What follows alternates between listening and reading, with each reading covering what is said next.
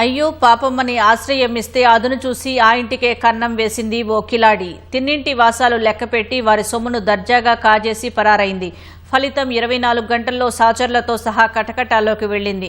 హైదరాబాద్ బాలానగర్లో నమ్మిన వారిని మత్తులో ముంచి లక్షల విలువైన సొత్తుతో ఉడాయించిన కేటుగాళ్లను పోలీసులు 24 గంటల్లోనే అరెస్టు చేశారు.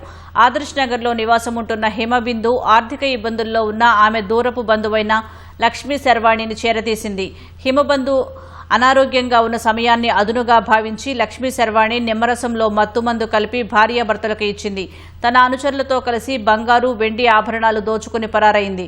బాధితురాలి ఫిర్యాదుతో కేసు నమోదు చేసుకున్న పోలీసులు సీసీ కెమెరాల ఆధారంగా 24 గంటల్లోనే నలుగురిని అరెస్టు చేశారు.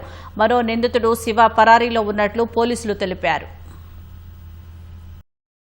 ఎర్రవల్లి హిమబిందు అని ఆదర్శ నగర్ లో ఉంది. వాళ్ళ దూరపు బంధువైన లక్ష్మీ శర్వాణి అని ఆమెను వాళ్ళ భర్త వదిలిపెట్టి ఆమె ఆర్థికంగా ఇబ్బందుల్లో ఉంటుంటే తీసుకొచ్చి వాళ్ళ ఇంట్లో లాస్ట్ 4 months నుంచి వాళ్ళ ఇంట్లో పెట్టుకుని వాళ్ళకు పని కల్పించి వీళ్ళతో మంచిగా ఉండుకుంటేనే లెమన్ జ్యూస్ లో స్లీపింగ్ పిల్స్ అందులో వేసి ఆమె మత్తులో పోయిన తర్వాత ఆ ఇంట్లో అందుబాటులో ఉన్న కీ తీసుకొని ఆ బీరువాలో 30 తులాస్ గోల్డ్, ఒక 2.5 కిలో సిల్వర్ ఆర్టికల్స్ కొని తర్వాత వాళ్ళిద్దరిని ఇంట్లోకి వెళ్లి బయట తలపెట్టి పారిపోయిందని చెప్పి మాకు కంప్లైంట్ ఇవ్వడం జరిగింది. ఈమెతో పాటు కిరణ్ కుమార్, అదేవిధంగా యశ్వంత్, దిలీప్, 3 వ్యక్తులను కూడా అరెస్ట్ చేసి టోటల్ గా 30 tolas gold, silver articles 2.3 kgs, 4 cell ఫోన్లు కూడా స్వాధీనం చేసుకుంది. ఈ కేసులో ఇంకొక శివ అంటాయనను అరెస్ట్ చేయాల్సిన అవసరం.